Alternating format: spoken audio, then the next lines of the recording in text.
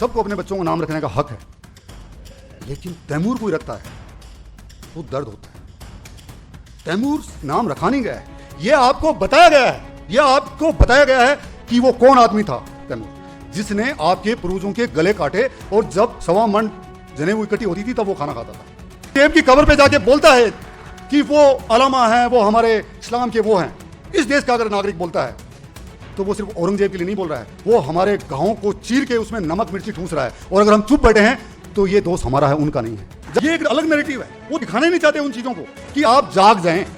जिस दिन जाग गए ना, आप कान पकड़ के उनको नीचे बढ़ा देंगे, वो आपको जागने नहीं देना चाहते। मेरा सगा भाई वो मेरे से पूछता है कि यार ये तू तो भाई स्पेशल फोर्सेज में तेरी यूनिट ने सर्जिकल स्ट्राइक की सही नहीं की है। ये मेरा भाई पूछता है मेरे से। मैंने कहा क्यों, क्या हुआ? बोला केजरीवाल राहुल गांधी कह रहे हैं कि वो तो फेक है। Can you imagine? कौन है लोग? ये इसी देश के लोग हैं, ये आपके विपक्ष के नेता हैं। राजनीतिक प्रतिद्वंद्विता होनी चाहिए, जम के लड़ो, चुनाव लड़ो, जो विरोध करना कीजिए आप, लेकिन आपने देश की जो सबसे क्रेडिबल इंस्टीट्यूशन है आर्म फोर्सेज, आपने उसके ऊपर थूक दिया सबके सामने। आपने कह दिया कि सर्जिकल स्ट्राइक फेक है। सर्जिकल स्ट्राइक फेक कहने का मतलब यह नहीं होता कि नरेंद्र मोदी फेल है, इसका मतलब होता है भारत की सेनाएं फेल हैं, उनके ऊपर किसी का कोई भरोसा नहीं है।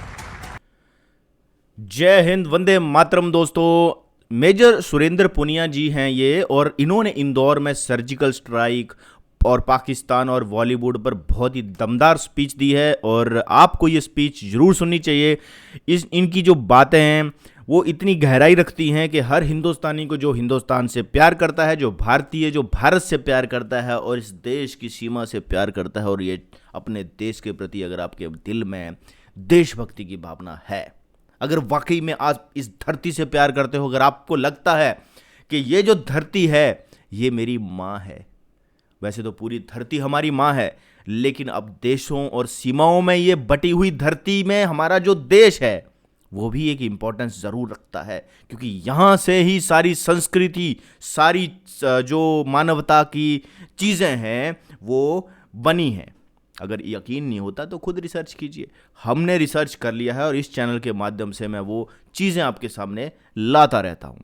तो चैनल से अगर नहीं जुड़े हुए मित्रों, भाइयों, बहनों, तो आप ज़रूर जुड़ जाइए। मैं आपको दिखाता हूँ, ये वीडियो स्क्रीन पर लगाता हूँ और आप मेजर सुरेंद्र पुनिया जी को ज़रूर सुनिए, और वीडियो के एंड में मैं अपने व्यू, अपने विचार ज़रूर बताऊँगा। तो देखते हैं ये वीडियो। जब देश आज़ाद हुआ तब ये नैरेटिव पैदा किया गया ना कि देश के मुसलमान हिंदुओं के साथ नहीं रह सकते।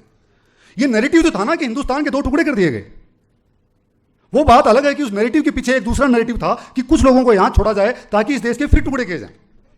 ये अगला नैरेटिव था। ये जो नैरेटिव है यही तो था ना कि एक आदमी खुद को ही भारत रत्न दे देता है, और जो उससे भी ज्यादा मजबूत आदमी, जिसने इस देश की संरचना की, जिसने इस देश का जो मानचित्र जो आप हम देख रहे हैं, जिसको खड़ा किया, उस आदमी को भुला दिया गया। ये नैरेटिव तो था, और क्या? वल्लभ भाई पटेल। ये नैरेटिव तो है ना एक कि एक परिवार की गुलामी को आप लोकतंत्र कहते हैं। और हां, आगे बढ़ने से पहले मैं एक चीज और बोलूंगा कि जो मैं अच्छी चीज बोल रहा हूं वो विचार मेरी पार्टी बीजेपी और संघ के भी हैं, लेकिन जो चीज मैं खराब बोलूंगा, क्योंकि मैं भय से नहीं, मैं भावनाओं से बोलूंगा, तो उसमें हो सकता है कुछ ऐसी चीजें निकलें और कल को कोई बड़ा तूफान खड़ा हो जाए, तो उनकी जिम्मेदारी बाकी पार्टियों की तरह नहीं बोलूंगा कि वो उनकी व्यक्तिगत जिम्मेदारी थी, मैं पहले करूंगा, वो जिम्मेदारी मेरी होगी। ठीक है? ये जो नैरेटिव की लड़ाई है ये अब भी खत्म नहीं होगी, ये हमेशा चलती रहेगी। और यहां पे एक वर्ड यूज किया गया कि सोशल मीडिया इन्फ्लुएंसर्स, यहां पे जो एक नैरेटिव है भारत प्रथम, राष्ट्र प्रथम, जो सुशांत भाई ने कहा, एक नैरेटिव वो है, उसका समर्थन करने वाले सोशल मीडिया इन्फ्लुएंसर नहीं है। मैं दोबारा बोल रहा हूं, वो सोशल मीडिया इन्फ्लुएंसर नहीं है, आप उनको छोटा साबित कर रहे हैं। वो सारे के सारे धर्म रक्षक और भारत रक्षक हैं वो, और जो इस देश के खिलाफ, जो इस देश की संस्कृति के खिलाफ, यहां की परंपराओं के खिलाफ, इस झंडे के खिलाफ, इस देश की संप्रभुता के खिलाफ जो काम कर रहे हैं सोशल मीडिया पे, वो राष्ट्र विध्वंसक हैं। उनको आप दूसरी साइड के सोशल मीडिया इन्फ्लुएंसर मत बोलिए। वो अपने नैरेटिव पे अड़े हुए हैं, उनकी नजर में उनका नैरेटिव सही है। उनको आपसे, मैं आज अभी हमारे साथी से कह रहा था मैं कि अगर आज देश का सबसे बड़ा जो मॉडल है, प्राइम मिनिस्टर भी अगर समुद्र मंथन कर दें, 10 बार कर दें, 10 बार उसमें विष निकल जाए और 10 बार उनके लिए पी लें, तो भी वो ये कहेंगे कि ये लोग फांसीवादी हैं, ये देश को तोड़ने में लगे हुए हैं, देश को हिंदू राष्ट्र बनाने में लगे हुए हैं। कुछ नहीं कर सकते आप। जो ब्रेन की जो सेटिंग है ना, जब गाड़ी चलाते हो कुछ गाड़ियों में आता है ना, स्पीड फिक्स कर देते हो, उनकी फिक्स हो रखी है भाई, आप कुछ नहीं कर सकते उसमें, वो चलेगा ऐसे ही चलेगा। बात यह है कि क्या आप उनके से लड़ने लायक हैं। मैं और अंशुल बात कर रहे थे कि सोशल मीडिया पे दो चीजें चलती हैं, एक फैंटेसी और एक फैक्ट्स। गलतियां हमसे भी होती हैं, और आप में से कुछ ऐसे साथी हैं, जब कई बार हम कुछ पोस्ट करते हैं भावावेश में या जल्दीबाजी में, तो जो हमें पता नहीं होता है कि ये सही है, तो वो मैसेज करके फ़ोन करके बोलते हैं कि साहब ये वाला सही नहीं, ये वाला है, तो हम उसको डिलीट करते हैं, माफ़ी मांगते हैं। माफ़ी मांगने में कोई छोटा नहीं होता, क्योंकि सोशल मीडिया पे अगर हमें नैरेटिव तय करना है तो फैंटेसी के आधार पे नहीं, फैक्ट्स के आधार पे करना है। अगर आपने अपनी बात फैक्ट्स के आधार पे रखी तो हम ये नैरेटिव जीतेंगे। लेकिन आज अभी क्या हो रहा है, अभी तो हम रिएक्शनरी मोड में, वो खेलते हैं कबड्डी, वो जब खेल के चले जाते हैं, हम खेलने पूछते हैं, तब हम क्या करते हैं, वापस पाला वाला बनाते हैं कि यार इधर रेत वेत ऐसे कर दी, तब तक वो दूसरे मैदान में दूसरा गेम खेल रहे होते हैं, वो वहां आग लगा देते हैं, वो वहां तक हम पूछते हैं, फिर वो तीसरी जगह आग लगा देते हैं, क्योंकि उनका जो यूनिटी है, उनका जो प्रतिबद्धता है अपने कोज के लिए, वो इतनी ज्यादा स्ट्रांग है कि उसको आप तोड़ नहीं पा रहे हैं। और उसका कारण क्या है? उसका कारण है कुछ हमें सोशल मीडिया का थोड़ा सा शायद नॉलेज नहीं है कि ये कैसे काम करता है, दूसरा शायद हम यूनाइटेड नहीं है इसलिए, और तीसरा हमारे पीछे कोई बहुत बड़ा फंडिंग या पावर नहीं है। उनको फंडिंग मिलती है इस चीज़ की कि वो चरस पिए, गांजा पिए, देश के खिलाफ लेके वो देश के खिलाफ नारे लगाएं, इस चीज़ के पैसे मिलते हैं। और अगर आप इतनी तेज भारत माता की जय बोल रहे हो तो आपको सिर्फ सांस के अलावा, पानी के अलावा मैं कुछ नहीं दे सकता भाई। तो प्रॉब्लम यहाँ है। अभी मैं आपके साथ कुछ चीज़ें शेयर करूँगा कि जो देश की जो इंटरनल सिक्योरिटी है उसमें क्या क्या इशू हैं। कुछ ट्रेडिशनल इशू हैं जो पहले भी चल रहे थे और आज भी चल रहे हैं। उनमें एक इस्लामिक टेररिज्म है जो सबसे ऊपर जो आ रहा है, वो एक इस्लामिक टेररिज्म है जिसने कश्मीर को जकड़ रखा है। उसके बाद में नॉर्थ ईस्ट का इशू है। उसके बाद में जो लेफ्ट लिबरल जिनको आप माओवादी कहते हैं, और मैंने उनके लिए नया नाम इसलिए दिया क्योंकि जैसे किसी सुशांत भाई ने कहा कि वो माँ बहन बहन इनको सबको गालियाँ देते हैं, सोशल मीडिया पे आते हैं, तो आपको लगता है इतना आसान होता है, इतना आसान नहीं होता है। कई बार जब खुद पे लगता है, बहन को या वाइफ को या बच्चों को, तो आदमी थोड़ा सा सिस्टम हिलता है, क्योंकि हम सब भावनात्मक लोग हैं।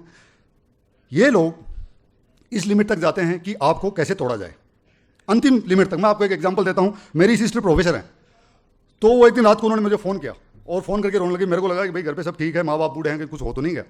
तो बोलती नहीं वो सब ठीक है। मैंने क्या, वो बोलती तू ये है ना, ये ट्विटर फेसबुक छोड़ दे। मैंने कहा भाई तेरे को क्या हो गया, ट्विटर फेसबुक, तू तो लेफ्ट में नहीं है, तू क्यों बोल रही है? बोलती नहीं भाई, मतलब मेरी दोस्तों ने मेरे को ना कुछ स्क्रीनशॉट भेजे, ऐसी ऐसी गालियाँ मेरे बारे में, ये वो दे रहे हैं। जुनून है, बहन है, तो उसको लगता है, तो इनको समझाना पड़ता है कैसे। मैंने बोला कि मैं घर पे बैठा था, तो मैंने बोला कि यार मैं आता हूँ थोड़ी देर में, बैठते हैं, बात करते हैं। फिर मैंने बोला कहाँ पे दिया हुआ है, तो वहाँ किसने जवाब दिया हुआ था, तो मैंने कहा इसको मैं रिप्लाई करता हूँ। तो उसने काफ़ी कुछ लिखा हुआ था, उसने कहा यू आर डॉग। तो मैंने उसके प्राइवेट मैसेज में जाके मैंने लिखा कि हेलो, तो उसने वापस आया कि डॉग यू आर हियर। मैंने कहा या I am loyal dog to India, ठीक है। तो देन उसने मेरे को बोला कि मतलब मेरी मदर के लिए बोला, बहन के लिए बोला, पहले बोला कि तो तेरी वाइफ है मर जाए। मैंने कहा मैं सिंगल हूँ, ठीक है। उसको है ना बिल्कुल इज्जत के साथ बात करते रहिए उनसे। उनको लास्ट में ये औकात दिखा दीजिए कि जो आपकी भाषा है ना, जो इन्होंने बोला था सुशांत भाई ने, कि मैं ले ही नहीं रहा हूँ, ये तुम्हारे पे वापस आ रही है। एक स्टेज के बाद में वो खुद इतने शर्मिंदा होते हैं और दोबारा कभी भी वो प्लेटफॉर्म पे नहीं आते हैं। लेकिन आप में धैर्य होना चाहिए। आप चलेंगे, इतना कुछ बोलने वाले हैं आपको, ये मान के चलीजिए। घर के आसपास के लोग हैं, चाहने वाले हैं, उसको थोड़ा समझा दीजिए उनको कि ये ऐसा होने वाला है और इसको आप दिल पे ना लें। अगर मेरा कोई सच्चा दोस्त, भाई बहन, अगर वो मेरे को गाली देता है तो आपको बुरा लगना चाहिए। लेकिन ये एक वर्चुअल वर्ल्ड है, इसमें पता नहीं कहाँ पे इकबाल सिंह बैठा है, कहाँ क्या कर रहा है भी या नहीं, वो उर्फी जावेद है या और कुछ है, पता नहीं चल रहा ना। तो आप उसके बारे में टेंशन मत लीजिए। तो पहला है इस्लामिक टेररिज्म, दूसरा है नक्सलवाद, तीसरा है जो रीजनल जो स्टेट्स हैं, जहाँ कुछ जो पॉलिटिकल लीडर्स हैं, जो उनको पॉलिटिकल पावर चाहिए, तो वो नया देश या नया स्टेट या ऑटोनॉमी मांग रहे हैं, वहाँ पे एक संघर्ष चल रहा है। ये कुछ ट्रेडिशनल चीज़ें हैं। उसके अलावा ड्रग्स, उसके अलावा फेक करेंसी, ये ट्रेडिशनल है जिनसे डील करने के लिए सरकार के पास हथियार हैं, साधन हैं। लेकिन जो बिल्कुल नया जो सिस्टम चल रहा है, यह है इंफॉर्मेशन वारफेयर। ये 5th जनरेशन वारफेयर है। इसमें टैंक नहीं चलता, इसमें आप राफेल उड़ा के किसी को मार नहीं सकते। आपको पता नहीं कौन आदमी कहाँ बैठा हुआ, हो सकता है हमारे बीच में बैठा हुआ वो एक ऐसी चीज़ कर रहा है जो हमें नहीं पता है। और मैं आपको, सोशल मीडिया का पावर इतना बड़ा है, मैं हमेशा कहता हूँ कि इस हिंदुस्तान की सेना के अंदर जो 7 कमांड है, 8वीं कमांड खड़ी करनी पड़ेगी एक दिन, प्राइम मिनिस्टर या प्रेसिडेंट या आर्मी के जो चीफ या एयरफोर्स चीफ, नेवी चीफ। मैं इतनी बार बोल चुका हूँ कि एक नई कमांड खड़ी कीजिए आप, जिसका नाम होगा इंफॉर्मेशन वारफेयर कमांड, और वो पूरे देश के लिए चाहिए। अगर मैं आज आपको बोल रहा हूं, अगर हम 10 लाख लोग अगर 2 साल के लिए 2 लाख करोड़ रुपए खड़े करें, हम पाकिस्तान के 5 टुकड़े कर देंगे बिना लड़ाई किए हुए। अभी पाकिस्तान में क्या चल रहा है आपने देखा, इमरान खान को गोली लगी। अगर हमारे पास यहाँ पे सिस्टम है, हमारे पास टीम्स हैं, अगर हम नैरेटिव क्रिएट करते हैं कि ये इमरान की पार्टी, ये महाजिर, ये आईएसआई, ये हाफिज सईद, सबके अलग अलग, अगर उनमें इतना कन्फ्लिक्ट है, समझ में नहीं आया कि कौन सही है कौन गलत है, देश में अफरा तफरी मच जाएगी। ये अफरा तफरी आपके देश में जब कोविड हुआ था तो विपक्ष ने मचाई थी, बिल्कुल मचाई थी आपके देश में। और इस इंफॉर्मेशन वारफेयर का एक सिस्टम है कि जो इस सिस्टम में स्थापित लोग हैं, जिनकी लोग बात सुनते हैं, उनका करेक्टर असैसिनेशन किया जाए। अगर मिस्टर सुशांत सिन्हा अगर बोलते हैं कि ये बात सही है, तो उनको समझ में आ रहा है कि ये बात सही बोल रहा है, तो इस आदमी को गिराया जाए, इस स्तंभ को गिराया जाए, ताकि इसको जो मानने वाले हैं उनके दिमाग में वैक्यूम क्रिएट हो जाए, डाउट क्रिएट हो जाए कि ये चीजें तो गलत हैं। मेरा सगा भाई वो मेरे से पूछता है कि यार ये तू तो भाई स्पेशल फोर्सेज में तेरी यूनिट ने सर्जिकल स्ट्राइक की सही में किएगा? ये मेरा भाई पूछता है मेरे से। मैंने कहा क्यों, क्या हुआ? बोला केजरीवाल राहुल गांधी कह रहे हैं कि वो तो फेक है। Can you imagine? कौन है लोग? ये इसी देश के लोग हैं, ये आपके विपक्ष के नेता हैं। राजनीतिक प्रतिद्वंदता होनी चाहिए, जम के लड़ो, चुनाव लड़ो, जो विरोध करना कीजिए आप, लेकिन आपने देश की जो सबसे क्रेडिबल इंस्टीट्यूशन है आर्म फोर्सेज, आपने उसके ऊपर थूक दिया सबके सामने। आपने कह दिया कि सर्जिकल स्ट्राइक फेक है। सर्जिकल स्ट्राइक फेक कहने का मतलब यह नहीं होता कि नरेंद्र मोदी फेल है, इसका मतलब होता है भारत की सेनाएं फेल हैं, उनके ऊपर किसी का कोई भरोसा नहीं है। अगर मैं राहुल गांधी की जगह होता, मेरी लड़ाई नरेंद्र मोदी या केजरीवाल से हो सकती है, लेकिन जिस दिन सर्जिकल स्ट्राइक होती, मैं चैंपियन की बोतल लेके जाता और मैं 10 बुके लेके जाता, एक प्राइम मिनिस्टर को देता, आर्मी चीफ उनको बोलता कि ये बोतल है तो आप खोलो, और मैं तो यहीं बैठ के पीने वाला हूं क्योंकि आपने इतना अच्छा किया। और मैं बाहर आके बोलता कि हमारी लड़ाई राजनीतिक लड़ाई चलती रहेगी, लेकिन सेना ने जो किया है हमें गर्व है और हम फिर अंदर घुस के मारेंगे। मैं प्राइम मिनिस्टर का सपोर्ट कर रहा हूं। मैं अनकंडीशनल लेटर लिख के आता प्राइम मिनिस्टर को कि देश की सुरक्षा के लिए जो कुछ करना है कीजिए, हमारा 100% सपोर्ट रहेगा। अगर मेरी पार्टी में किसी ने विरोध किया, मैं उसको उसी वक्त निकाल के फेंक दूंगा। लेकिन क्या होता है कि केरला के अंदर किसी एक समुदाय विशेष को खुश करने के लिए सड़क के ऊपर जब पूरे स्टेट का यूथ प्रेसिडेंट आके गाय का गला काटता है, तो पहले यह कहा जाता है कि वो पार्टी का नहीं है, और जब प्रूव हो जाता है कि वो पार्टी का है तो ये उसका व्यक्तिगत मामला है। ऐसा नहीं होता। फिर आप उसको घर पे लेके किस लिए लेके आए थे? आप किस लिए उसके साथ, और अभी भी पार्टी में क्यों नहीं निकाल देते आप? ये सब डिजाइन है। कुछ लोगों ने मेरे को कहा कि सैफ अली खान का जो बेटा है उसका नाम तैमूर है। सबको अपने बच्चों को नाम रखने का हक है, लेकिन तैमूर कोई रखता है तो दर्द होता है। तैमूर नाम रखा नहीं गया है, यह आपको बताया गया है, यह आपको बताया गया है कि वो कौन आदमी था तैमूर, जिसने आपके पूर्वजों के गले काटे, और जब 1.25 मन जनेऊ इकट्ठी होती थी तब वो खाना खाता था। जब कोई औरंगजेब की कब्र पे जाके बोलता है कि वो अलामा है, वो हमारे इस्लाम के वो हैं, इस देश का अगर नागरिक बोलता है, तो वो सिर्फ औरंगजेब के लिए नहीं बोल रहा है, वो हमारे गांव को चीर के उसमें नमक मिर्ची ठूस रहा है। और अगर हम चुप बैठे हैं तो ये दोष हमारा है, उनका नहीं है। औरंगजेब इस देश का नायक नहीं हो सकता, डॉक्टर कलाम इस देश का नायक है, अब्दुल हमीद इस देश का नायक है। नैरेटिव देखिए आप, नैरेटिव देखिए किसी भी पॉलिटिकल पार्टी का, किसी भी मुस्लिम नेता ने आज तक डॉक्टर कलाम की जब वो डेथ हुई, उनकी बरसी पे नहीं गए। जो हमीद साहब हैं जिनको परमवीर चक्र मिला, उनके लिए एक ट्वीट नहीं करते। मैं असउद्दीन ओवैसी का पूरा सब कुछ निकाल लीजिए आप, एक ट्वीट नहीं मिलेगा। क्यों? क्योंकि कलाम के हाथ में गीता रहती थी और तकलीफ वहां पे है, तो नैरेटिव चेंज हो रहा है।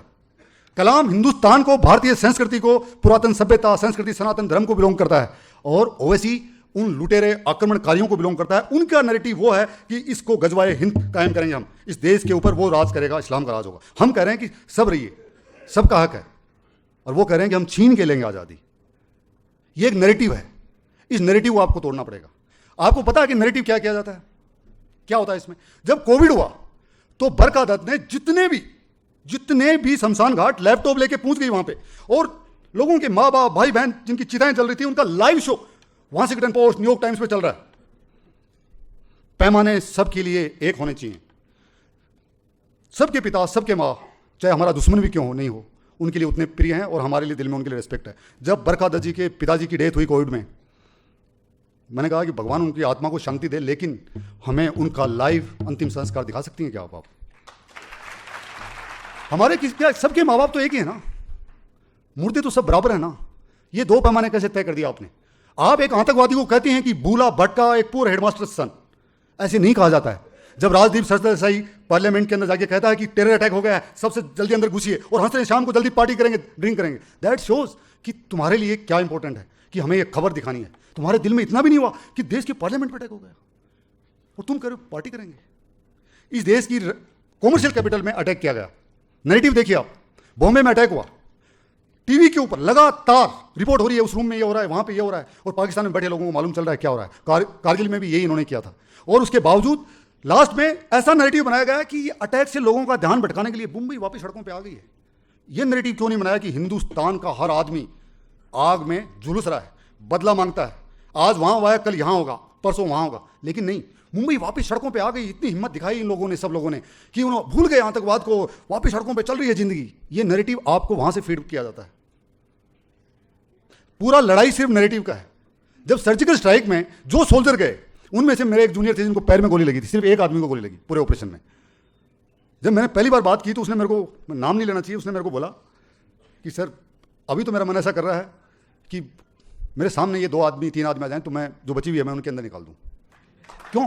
क्योंकि दिल में दर्द होता है। वो बोल रहा है कि साला मैं किसके लिए मर रहा हूं यार, मैं क्रॉस द बॉर्डर, मेरे माँ बाप, बीवी, बच्चे, भाई बहन, यार तो सब छुट गए और 1 वे टिकट है। सर्जिकल स्ट्राइक ऐसा नहीं है कि यहां बाथरूम जाके आप आ रहे हो वापिस, ऐसा नहीं है। आप एक उस देश के पास, उसकी सीमा में घुस रहे हो जिसके पास परमाणु बम और बंदरों के हाथ में उतरा है, कभी भी गला खुद का काट लें, किसी का कान काट दें, वहां पे जाके आ रहे हो। जब आपने उनको इतना डिग्रेड कर दिया, उनको दिखा दिया आपने, का इतना बड़ा मुद्दा है, मोरबी के अंदर पुल गिरा, एनडीटीवी न्यूज दिखा रहा है, बहुत भीड़ थी, पुल गिर गया। हाँ भाई, बहुत पुल थी, पुल गिर गया, ऐसे गलत हुआ, नहीं गिरना चाहिए, बहुत लोग इसमें जिम्मेदार हैं। लेकिन तुम ये क्यों नहीं दिखाते कि बहुत जनसंख्या बढ़ने से देश टूटने वाला है? क्यों नहीं दिखाते? क्यों नहीं दिखाते?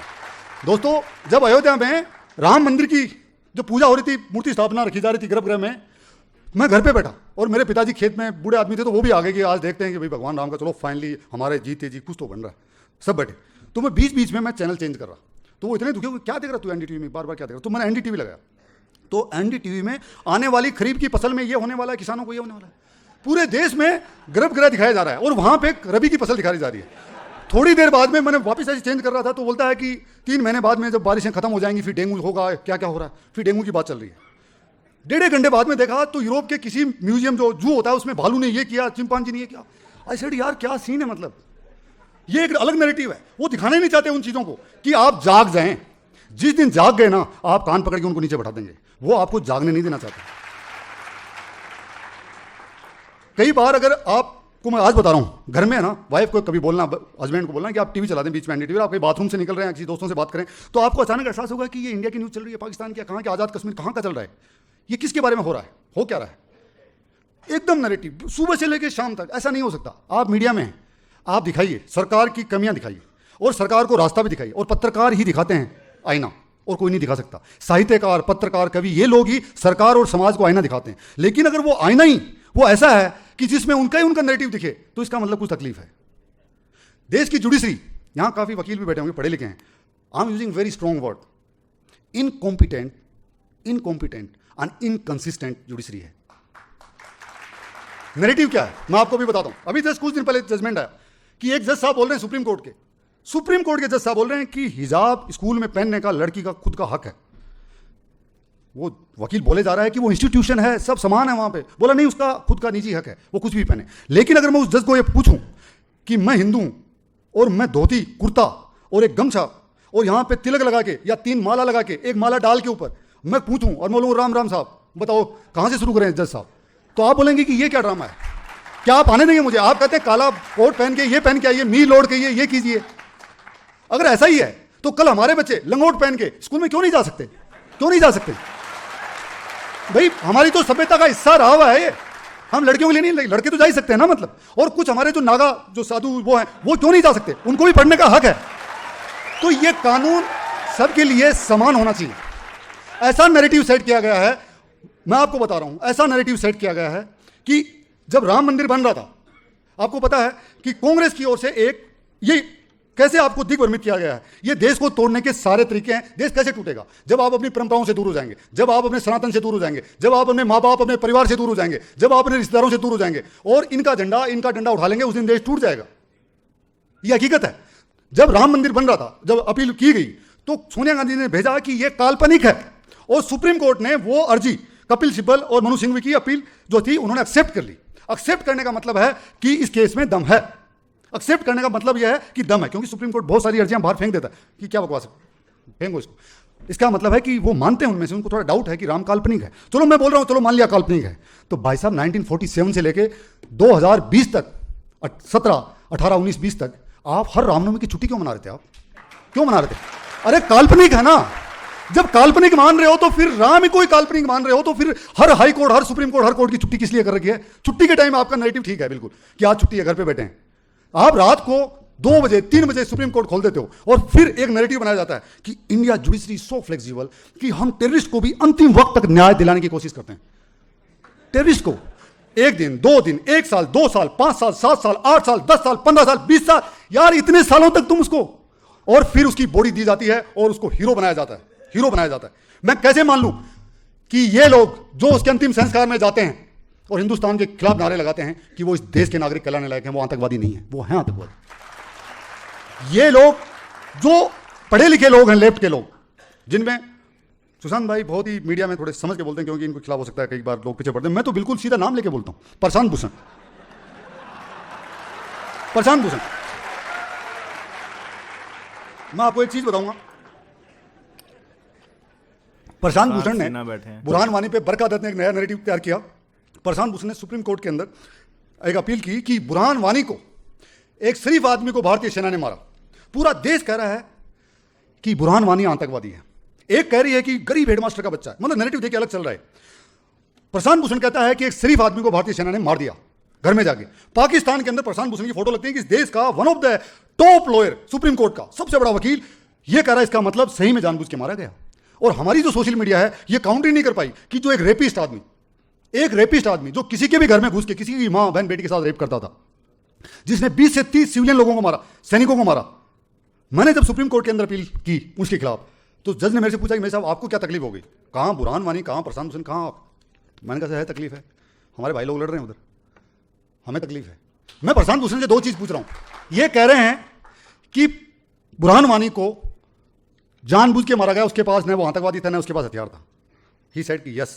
मैंने कहा सर ये अखबार में इनका स्टेटमेंट है। मेरा सिर्फ इनसे एक सवाल है, इनको कैसे पता कि बुरहान वानी के पास हथियार नहीं था? क्या बुरहान वानी के साथ फोन में टच था? कौन लोग थे जो प्रशांत भूषण को 1 to 1 रात के टाइम 3 बजे खबर दे रहे थे कि बुरहान वानी के पास हथियार नहीं, सेना घुस गई या मार दिया उसको? इसका मतलब है कि बुरहान वानी के साथ जो लोग जुड़े हुए हैं वो प्रशांत भूषण के साथ जुड़े हुए हैं। बुरहान वानी के साथ कौन जुड़े हुए हैं? बुरहान वानी के साथ हर आदमी वो जुड़ा हुआ है जो इस देश को तोड़ना चाहता है, इस देश के सनातन धर्म को खत्म करना चाहता है। तो वही लोग प्रशांत भूषण के साथ जुड़े हुए हैं, वही लोग।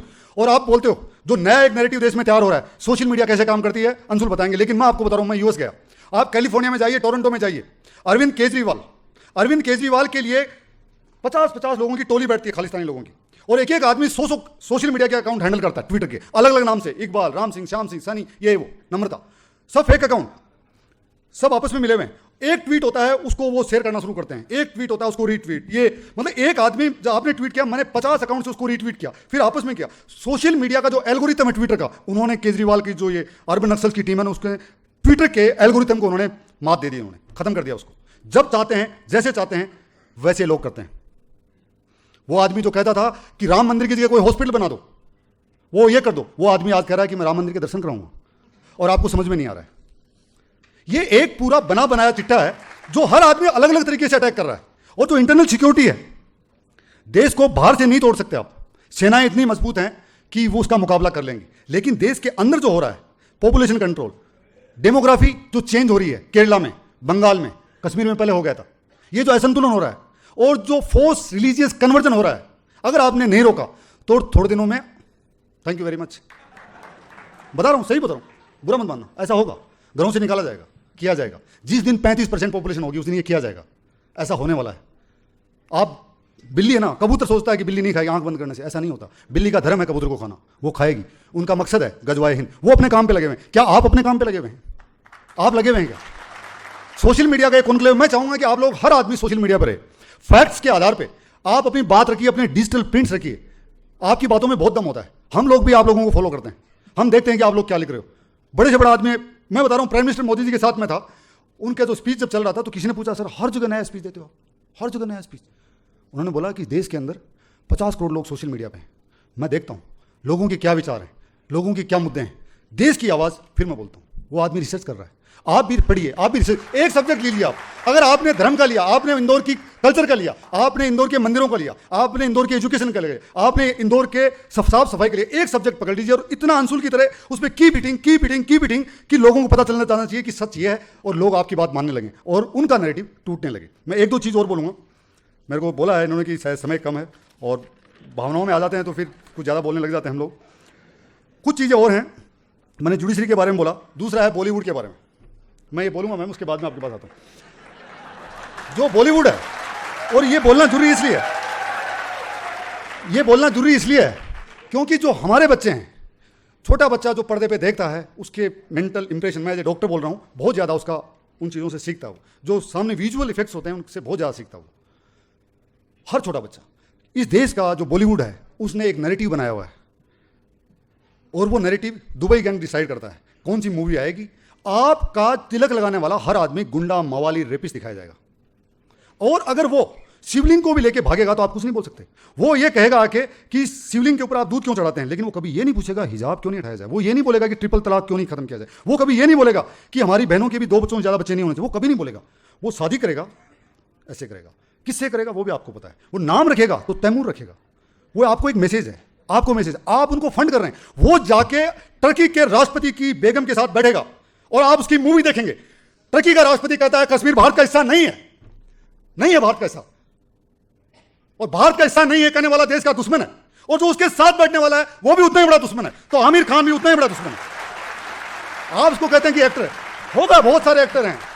अरे हर गली में मिलते हैं एक्टर भाई साहब, उनकी एक्टिंग उनसे अच्छी है, लेकिन वो देश के साथ गद्दारी नहीं करते वो लोग। क्या आमिर खान को पता नहीं है टर्की का राष्ट्रपति कोई छोटा मोटा गली का नहीं आदमी है, पान नहीं बेचता है। वो इतनी बड़ी कंट्री है और उसका राष्ट्रपति से बोल रहा है लाल सिंह चड्ढा की मूवी बनाता है और जाके वहां बैठता है। आप लोग मूवी देखते हैं, आप फंड कर रहे हैं उनको, आप फंड कर रहे हैं, आप हिंदुस्तान के सैनिकों की मौत का सौदा कर रहे हैं इन लोगों की मूवी देख के। नहीं हो सकता है, ये नैरेटिव चेंज करना पड़ेगा आपको। इनको सड़क पे लेके आ जाइए आप इनकी मूवी मत देखिए। जो देश के खिलाफ अगर मैं बोल रहा हूं तो मेरे भी कपड़े उतार दीजिए आप, कोई भी हो, कोई भी क्यों नहीं हो। देश से बड़ा कुछ नहीं है, समाज से बड़ा कुछ नहीं है, देश की संस्कृति से बड़ा कुछ नहीं है। तो दोस्तों अभी आपने ये वीडियो सुना और ये डॉक्टर मेजर सुरेंद्र पुनिया जी हैं और इंदौर में इन्होंने काफ़ी बढ़िया भाषण दिया। इन्होंने काफ़ी जो पॉइंट्स रखे और मैं भी नोट कर रहा था काफ़ी पॉइंट्स जो इन्होंने एक रखा कि सैफ अली खान ने अपने जो बेटे का नाम तैमूर क्यों रखा, वो एक सोची समझी साजिश है। और एक मैंने करीना कपूर का एक वो भी सुना था कि मैंने जानबूझ के ना ये संघियों को चिढ़ाने के लिए मैंने अपने बेटे का नाम तैमूर रखा था। करिश्मा कपूर को शायद ये पता नहीं है कि जो तैमूर लंगड़ा था उसने कितने कत्ल किए थे। वो 2.5 मन जनेऊ इकट्ठा करता था हिंदुओं को, ब्राह्मणों को और जितने भी सनातनी हैं उनको मारता था, कन्वर्जन करता था। जो कन्वर्ट नहीं होते थे उनको मार देता था। एक जो जनेऊ होता है, जो धागा होता है पतला, उसका 1 ग्राम भी वजन नहीं होता है, 1 ग्राम वजन नहीं होता उसका। लेकिन अगर आप उस जनेऊ को इकट्ठा कर रहे हो, वो भी 2.5 मन जनेऊ को छोटी मोटी चीज़ नहीं होती है। एक दिन में 2.5 मन जनेऊ, 1 मन में लगभग 15 किलो होता है। 2.5 मन लगभग 30-35 किलो का जनेऊ इकट्ठा करना एक दिन में, ये तैमूर लंगड़ा करता था। गर्दनें कट जाती थी जो लोग कन्वर्ट नहीं होते थे। और आज जितने भी ये मुसलमान हैं हिंदुस्तान में जो अपने आप को समझते हैं कि हम अरबों की संतान हैं, वो अरबों की संतान नहीं हैं, वो रामलाल, श्यामलाल, घनश्याम इनकी संतानें हैं। एक अभी पीछे देखा था मैंने वीडियो जो स्वामी जितेंद्रानंद जी का था, तो वो कहते हैं कि अमर, अकबर, एंथनी, सबका बाप मोहनलाल, ये रियलिटी है। इन्होंने बहुत बढ़िया पॉइंट रखा। तैमूर का सर्जिकल स्ट्राइक को फेक समझते थे, ये खुद आर्मी में है। दुख होता है जो खुद बंदा देश के लिए लड़ रहा है और वो खुद सर्जिकल स्ट्राइक करके आता है और उसे पता चलता है कि देश की जनता में ऐसे विपक्ष के नेता हैं जो ऐसे कहते हैं कि भैया सर्जिकल स्ट्राइक तो फेक थी। तो उन सैनिकों पे क्या बीतती है जो अपनी जान हथेली पर लेकर इस देश की रक्षा कर रहे हैं। हम और आप इसलिए यहाँ पर बैठे हैं सुख शांति से, ताकि क्योंकि हमारी जो भारतीय सेना है वहाँ पर मुस्तैद है। सोचो लिबरांडुओ, सेकुलरो, थोड़ा दिमाग को खोलो, बहुत हो गया मजाक। अब देश को सही दिशा में ले जाना है। आज हम 5वीं वर्ल्ड की इकॉनमी बन गए हैं और फर्स्ट भी आ जाएंगे अगर हमारी सरकारें सही डायरेक्शन में चलती रहेंगी। तो इन्होंने रिपोर्टर और टेररिस्ट का भी एक लिंक बताया कि इनकी बातचीत होती है। जो ये लिबरल पत्रकार है इनकी टेररिस्ट से बात होती है कि हम फलानी जगह पे अटैक करने वाले हैं, आप अपनी रिपोर्टिंग कीजिए। तो इनके जो चैनल्स हैं वो चलते हैं। इनके जो चैनल्स हैं वो चलते हैं, एनडीटीवी का नरेटिव इन्होंने कितने बढ़िया तरीके से बताया।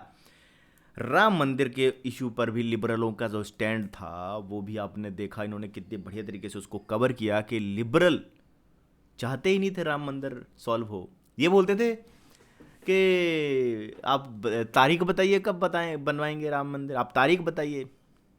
तो बीजेपी वाले कहते थे कि हम तारीख भी बताएंगे और राम मंदिर भी बनाएंगे, लेकिन थोड़ा वेट करो। अब आज वो चीज़ कंप्लीट हो गई तो अब इनके मुंह में दही जम जाता है। जिस दिन वो डिसीजन हुआ और सब चीज़ें हो रही हैं तो ये अपना कुछ और ही दिखा रहे हैं चैनल्स पे। तो हिजाब स्कूल में, ये बहुत ही इंपॉर्टेंट पॉइंट उन्होंने उठाया और हर किसी को ये ज़रूर समझना चाहिए कि जो लोग हिजाब का समर्थन करते हैं कि स्कूल में हिजाब अलाउ होना चाहिए और ये उनका अपनी पर्सनल चॉइस है। तो जिन्होंने बात करी कि भैया फिर तो हमारी जो संस्कृति का जो पहलवान है वो लंगोट भी पहनते हैं, तो फिर लंगोट पहनकर भी स्कूल में आ जाना चाहिए। नागा साधु, हमारा जो नागा पंथ है, सनातन धर्म से बहुत सारे पंथ निकलते हैं, जितने भी जो ये रिलीजन है सब सनातन धर्म से निकले। धर्म सिर्फ सनातन ही है, बाकी सब पंथ मजहब समुदाय हैं। तो उन समुदायों में एक नागा पंथ भी है। तो फिर हमारे नागा साधुओं को भी फिर स्कूल में एंट्री होनी चाहिए, क्योंकि बचपन से ही उन लोगों को नागा साधु बना दिया जाता है। तो वो अपने जो ट्रेडिशनल उनका वे है उसमें वो फिर स्कूल में उनको अनुमति होनी चाहिए। अगर हिजाब अलाउ है तो फिर नागा साधु को भी अलाउ ज़रूर होना चाहिए। बहुत ही बढ़िया पॉइंट मुझे लगा और इस पॉइंट के ऊपर मैं फिर दोबारा से फिर वीडियो बनाऊंगा। बोलते हैं राम काल्पनिक है, राम काल्पनिक है, तो फिर रामनवमी की छुट्टी क्यों देते आ रहे हो? क्यों देते आ रहे हो रामनवमी की छुट्टी? अगर राम काल्पनिक हैं बंद कर दो, फिर राम काल्पनिक है जी, छुट्टी नहीं देंगे हम आपको। तो वहाँ पर भी इनका नैरेटिव जो एक्सपोज हो जाता है। बुरहान बानी, प्रशांत भूषण और बरखा दत्त, ये लिंक था क्योंकि ये लोग पकड़े गए ना, पकड़े गए वहाँ पर, एक्सपोज हो गए वहाँ पर। जब इन्होंने बोला कि वो एक मास्टर का लड़का था, वो हेडमास्टर का लड़का था, वो आतंकवादी नहीं था। तो किसने बोला उन्हें? उनको पीछे से कौन फोन कर रहा था कि आप ऐसा नैरेटिव चलाओ? यानी कि ये लोग मिले हुए हैं आतंकवादियों से। केजरीवाल का खालिस्तान से लिंक, ये तो बहुत ही मतलब आज आप देखते हो पंजाब में ना इनकी सरकार है, आपकी सरकार है। और इस चीज़ को काफ़ी बार आई थिंक कुमार विश्वास ने भी उठाया होगा, आपने वीडियो देखे होंगे। कुमार विश्वास ने कहा कि केजरीवाल की मीटिंग हुई है, कोई गुप्त मीटिंग हुई है इनसे, खालिस्तानी से, जब वो किसान आंदोलन चल रहा था।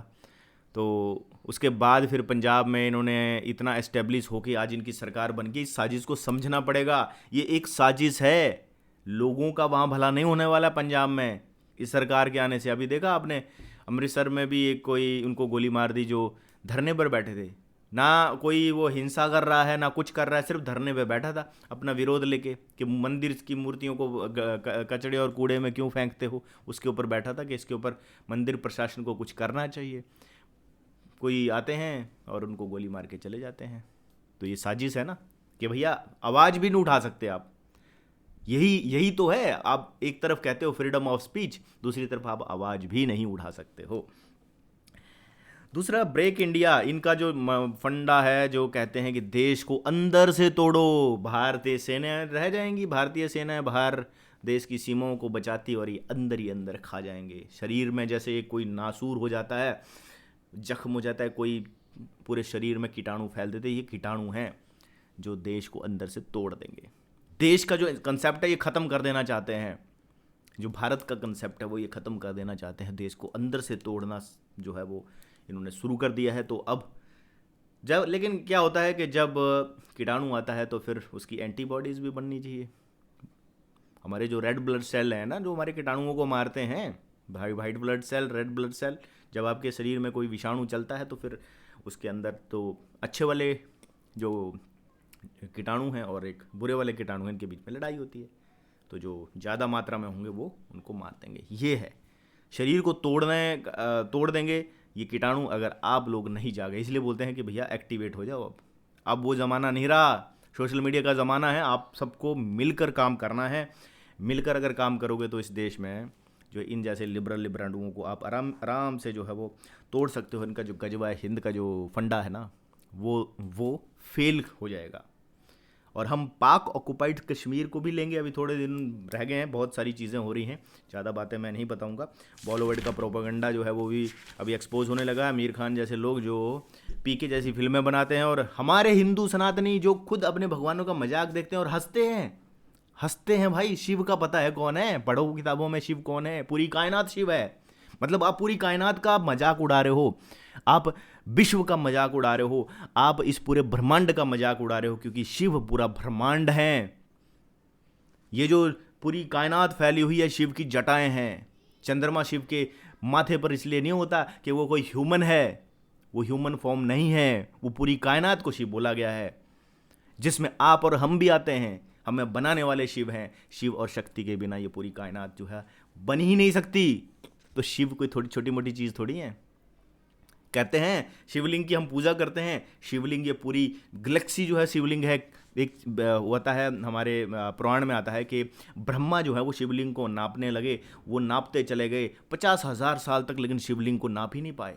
तो अगर आप गैलेक्सी के एक शोर थे, जब लाइट निकलती है ना, 3 लाख किलोमीटर पर सेकंड की रफ्तार से लाइट की स्पीड होती है, जब वो लिखती है तो 1 लाख साल लग जाएंगे उसे दूसरे छोर तक पहुंचने के लिए। लाइट की स्पीड कितनी है? 3 लाख किलोमीटर पर सेकंड, 3 लाख किलोमीटर की स्पीड से 1 लाख वर्ष, प्रकाश वर्ष लगते हैं उसे दूसरे छोर तक पहुंचने के लिए। ये है शिवलिंग। तो ये पूरी गैलेक्सी का आकार अगर आप देखोगे थोड़ा ऐसे करके, तो शिवलिंग की तरह बनेगा। जब कोई ध्यान में बैठता है तो उसके शरीर का ऑरा जो है वो शिवलिंग की तरह बनता है। ये होता है शिवलिंग। शिवलिंग कोई प्राइवेट पार्ट नहीं होता, उसको कुछ और कहते हैं। इनका प्रोपोगेंडा ये कभी भी अपने जो इस्लाम है उसकी उस पर नहीं कहेंगे बॉलीवुड वाले। इनको पता ही नहीं है। बॉलीवुड वाले कभी भी ये नहीं कहेंगे कि भैया ये जो इस्लाम है इनमें जो ये बुर्का है, ये जो हिजाब है, ये जो 3 तलाक है, ये जो 4 शादियां हैं, 10-10 बच्चे हैं, ये एक समाज की बुराई है। कभी नहीं बोलेंगे, ये कभी नहीं बोलेंगे। ये हमें जानवर भी जीव हत्या नहीं करनी चाहिए। 4 पाए जानवर को भी जीने का हक होता है, उनमें भी सेंस होती है, उनमें भी वो चेतना होती है जो इंसान जो जीवों में होती है। हमारे धर्मशास्त्रों में तो लिखा हुआ है कि जो है जीव हत्या जो है पाप है, नहीं करना चाहिए। लेकिन इनके में तो अलाउ है। इनका तो भगवान अल्लाह बोलता है कि भैया तुम जीव हत्या करो, तो उस पर ये कभी नहीं बोलेंगे। आमिर खान का एक प्रोपोगेंडा है, इन लोगों को घर बिठा दो। और जितने भी अभी कुछ लोग हैं जो इस जो चीज़ पे जो है डिफेम करते हैं, उन लोगों को घर बिठाने की जो है बारी आ चुकी है। बॉलीवुड की फिल्मों को आप पहचानिए, प्रोपोगेंडा को पहचानिए। तो आपने ये वीडियो देखा, अगर अब तक आप वीडियो को देख रहे हो तो आपका बहुत बहुत धन्यवाद। ऐसी वीडियो चैनल पर लेके आता रहूँगा। इसी के साथ दोस्तों, जय हिंद, वंदे मातरम। मिलूंगा नेक्स्ट वीडियो में।